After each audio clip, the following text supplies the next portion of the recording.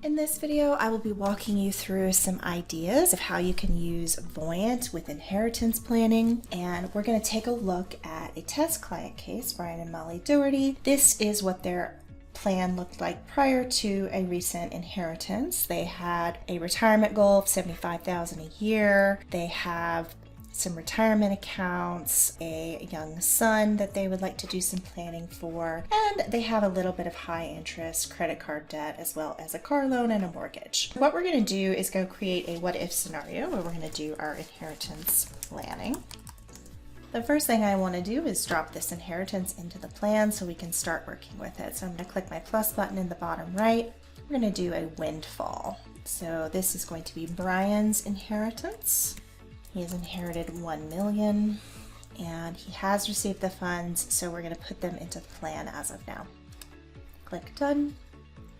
You should see a spike in the cash flow to reflect those funds being dropped in. One of the things I noticed when I was reviewing this plan earlier is that this family doesn't have an emergency fund. If I look at their annual spending budget, they spend around $85,000 a year, so I'm going to create an emergency fund with 12 months worth of saving. We're going to go to our plus button, savings and investments. We're going to create a savings account that is jointly owned.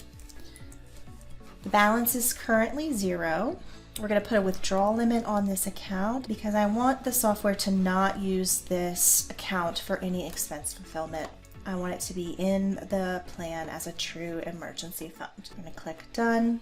And then I am going to go to my plus button in the bottom right, and I'm going to schedule a transfer. I'm going to do a transfer from all surplus into the emergency fund of $85,000. We're going to set the timing to be right now, and we're going to click done.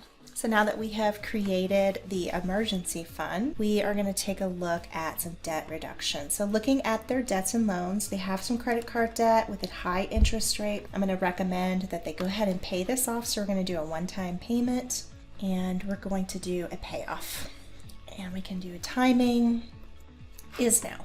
We're going to click done. Now set a payoff for their credit card debt, and I also want to suggest that they create a 529 account for some education savings for their son Lincoln. I'm going to go to my plus button, college savings. We're going to put this in Lincoln's name, and it currently has a balance of 0, but we're going to transfer some funds into this account. So we're going to go to our plus button again, transfer from all surplus into this 529, and we're going to do a specific amount of 80,000. Plan start is when that's going to occur. I'm going to click done. The next thing I want to do is taking a look at their current 401k deferrals. I'd like to bump these up to 10% for each of them. And we're going to do the same for Molly. So we're putting more money away into our retirement accounts. And then the next thing I want to do is create an investment account, which is what they'll be investing with us. So this is going to be a Brian and Molly jointly held account investment. The balance is currently 0, and you can take a look at the growth rate, adjust your growth rate, or enter a portfolio if you have one. I'm going to click done.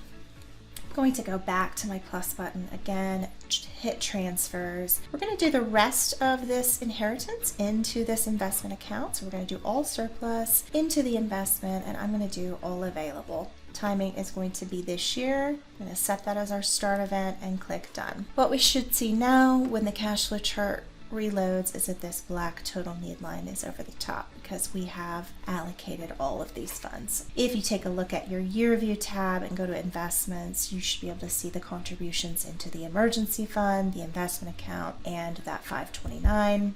And in retirement, you can see the bumped up contributions. Taking a look at their timeline, I want to show them how this is going to affect their quality of life. We're going to bump up their retirement goal to 110,000.